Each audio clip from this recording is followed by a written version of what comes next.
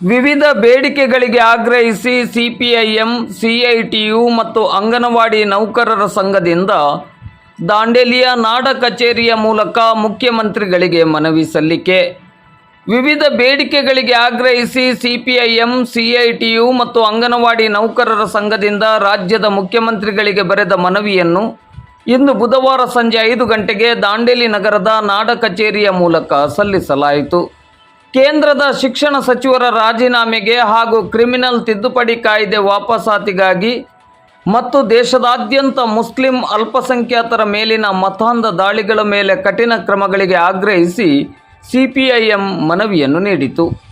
4 ಕಾರ್ಮಿಕ ಸಂಹಿತೆಗಳನ್ನು ಹಿಂಪಡೆಯಬೇಕು, ಅಗತ್ಯ ವಸ್ತುಗಳ ಬೆಲೆ ಏರಿಕೆಯನ್ನು ನಿಯಂತ್ರಿಸಬೇಕು, ರೈತ ವಿರೋಧಿ ಕೃಷಿ ಕಾನೂನುಗಳನ್ನು ವಾಪಸ್ ಪಡೆಯಬೇಕು, ರೈಲ್ವೆ, ವಿದ್ಯುತ್ ಒಳಗೊಂಡು ಎಲ್ಲ ಸಾರ್ವಜನಿಕ ಕ್ಷೇತ್ರಗಳ ಎಲ್ಲ ಸ್ವರೂಪದ ಖಾಸಗೀಕರಣವನ್ನು ಕೈಬಿಡಬೇಕು, ಹೀಗೆ ಮೊದಲಾದ ಬೇಡಿಕೆಗಳನ್ನು ಒಳಗೊಂಡಿರುವ ಮನವಿಯನ್ನು ಸಿಐಟಿಯು ಸಲ್ಲಿಸಿತು. 2024-25ರ ಬಜೆಟ್ನಲ್ಲಿ ಸಮಗ್ರ ಶಿಶು ಅಭಿವೃದ್ಧಿ ಯೋಜನೆಗೆ ಸಾಕಷ್ಟು ಹಣಕಾಸು ಹಂಚಿಕೆಯನ್ನು ಮೀಸಲಿಡುವಂತೆಯೂ ಹಾಗೂ ಅಂಗನವಾಡಿಗಳನ್ನು ಬಲಪಡಿಸಲು ಮತ್ತು ಅಂಗನವಾಡಿ ಕಾರ್ಯಕರ್ತೆಯರು ಹಾಗೂ ಸಹಾಯಕಿಯರಿಗೆ ಶಾಸನಬದ್ಧ ಸೌಲಭ್ಯಗಳನ್ನು ಒದಗಿಸಲು ಆಗ್ರಹಿಸಿ ಮನವಿಯನ್ನು ಅಂಗನವಾಡಿ ನೌಕರರ ಸಂಘವು ನೀಡಿತು. ಈ 3 ಪ್ರತ್ಯೇಕ ಮನವಿಗಳನ್ನು ಗ್ರಾಮ ಲೆಕ್ಕಾಧಿಕಾರಿ ದಯಾನಂದ್ ಚಿಟ್ಟಿ ಅವರು ಸ್ವೀಕರಿಸಿದರು.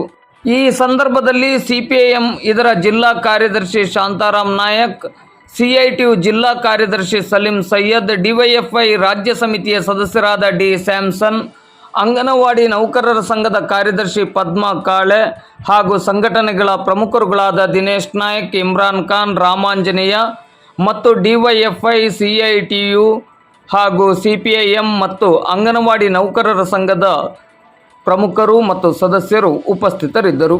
ಎಲ್ಲ ಕಾರ್ಮಿಕರ ಒಳಗೊಂಡಂತೆ ಇವತ್ತು ಅವರ ಬೇಡಿಕೆಗಳನ್ನು ಈಡೇರಿಸುವ ನಿಟ್ಟಿನಲ್ಲಿ ಸಿಐಟಿ ಮತ್ತು ರಾಜ್ಯ ಸಮಿತಿ ಕರೆಯನ್ನು ಕೊಟ್ಟಿದೆ. ಆ ಕರೆಯ ಭಾಗವಾಗಿ ಇವತ್ತು 30 ಬೇಡಿಕೆಗಳನ್ನು ರಾಜ್ಯ ಮತ್ತು ಕೇಂದ್ರ ಸರ್ಕಾರ ಆ ಭರವಸೆಗಳನ್ನು ಬೇಡಿಕೆಗಳನ್ನು ಈಡೇರಿಸುವ ನಿಟ್ಟಿನಲ್ಲಿ ಆ ಮನವಿಗಳನ್ನು ಕೊಡುವ ಮುಖಾಂತರ ರಾಜ್ಯ ಮತ್ತು ಕೇಂದ್ರ ಸರ್ಕಾರವನ್ನು ಎಚ್ಚರಗೊಳಿಸಬೇಕು ಅನ್ನುವಂಥ ನಿಟ್ಟಿನಲ್ಲಿ ಇವತ್ತು ಆ ಥರದ ಒಂದು ಪ್ರಯತ್ನಕ್ಕೆ ಸಿಐಟಿ ಮುಂದಾಗಿದೆ.